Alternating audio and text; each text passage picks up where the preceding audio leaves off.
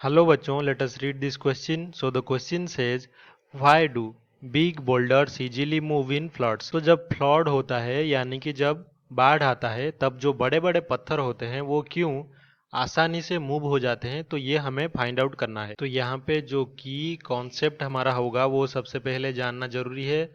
तो की कॉन्सेप्ट हमारा यहाँ पे क्या होगा? बायोएंसी फोर्स, बायोएंसी या फिर बायोएंस फोर्स।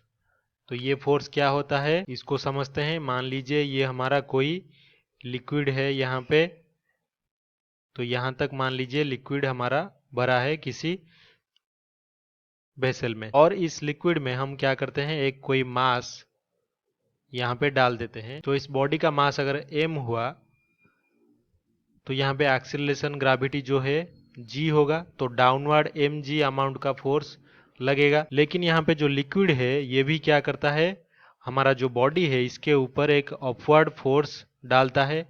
तो इसी फोर्स को हम बोलते हैं कौन सा फोर्स? बायोएंस फोर्स।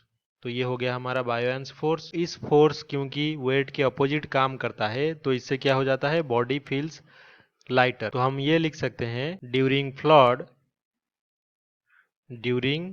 फ्लड सिचुएशन में क्या होता है, big boulders feel a buoyancy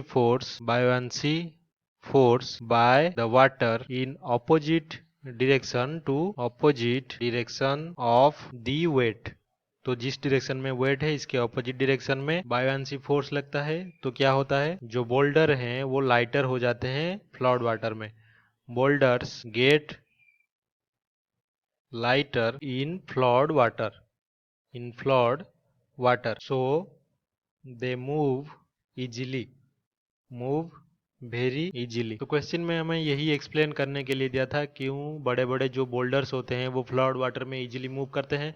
तो हमने देखा जब फ्लड होता है तो लिक्विड हर तरफ भर जाता है, तो उससे क्या जनरेट होता है, बायोएंस फोर्स हमारे मास या फिर हमारे बॉडी के ऊपर, जो कि वेट के अपोजिट काम करता है।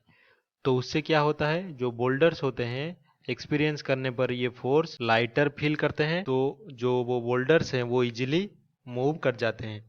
I hope you have understood this explanation well. Best of luck.